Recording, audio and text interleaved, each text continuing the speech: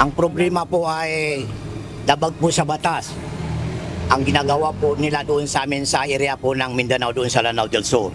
Dahil ang redistricting ay inilipat po ang mga ibang mga municipality sa ibang mga municipality. Dumulog sa Korte Suprema kanina ang ilang grupo sa Bangsamoro Autonomous Region in Muslim Mindanao o BARM, partikular sa probinsya ng Lanao del Sur. Naghain sila ng very urgent petition na kumukwestiyon sa Bangsamoro Autonomy Act No. 77 na nag-uutos ng distribusyon ng 7 parliamentary district seats na orihinal na nakatalaga sa Sulu. Kabilang din sa mga petitioner ay si Commander Bravo ng Moro Islamic Liberation Front o MILF.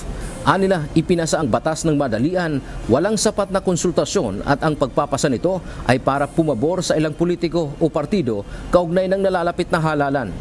Kami po ay naniniwala na ito ay unconstitutional dahil hindi ito dumaan sa tamang proseso.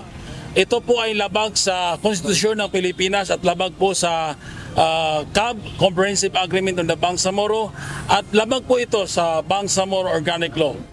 Wala silang ginawa na sapat na konsultasyon doon sa mga affected area, lalong-lalo na the Municipality of Kapay.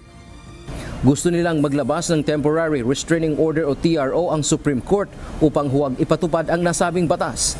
Nilinaw naman ng mga ito na hindi sila tutol sa pag-distribute ng 7 seats pero dapat anila na may due process o idaan sa tamang proseso. Nais din ng grupo na hindi magpahadlang ang Commission on Elections at ituloy ang preparasyon para sa halalan. Hayaan ang mga residente ng BARM na pumili ng sa tingin nila ay mga leader na nararapat umupo at kumatawan sa kanila sa parlamento. Binigyang diin ng mga ito na huwag guluhin ang eleksyon sa Bangsamoro para sa inaasam na kapayapaan na ilang siglo ng pinag-uusapan. Ayon sa chairman ng Bangsamoro Development Agency o BDA na si Manguntawar Makakuna, may politiko na sariling interes ang pinaiiral kaya nagkaroon tuloy ng kalituhan. Political interest ng mga ibang politician dyan na gusto nila lahat yung mga district ay ang mananalo yung mga yung mga candidate nila. Tiniyak naman ng Commission on Elections na tuloy ang eleksyon sa BARM pero hindi na rin nila kayang ipatupad ang ipinasang batas ng parlamento. Dagdag pa ni Chairman George Erwin Garcia, hindi sila naghahanap ng away kundi nagpapatupad lang ng batas na ang eleksyon ay dapat isasagawa sa October 13. Hindi po maghahanap ng away ang COMELEC dito sa Bangsamoro bagkus kami ay partner ng parlamento ng buong Bangsamoro sa pagkakaroon ng isang maayos na halalan.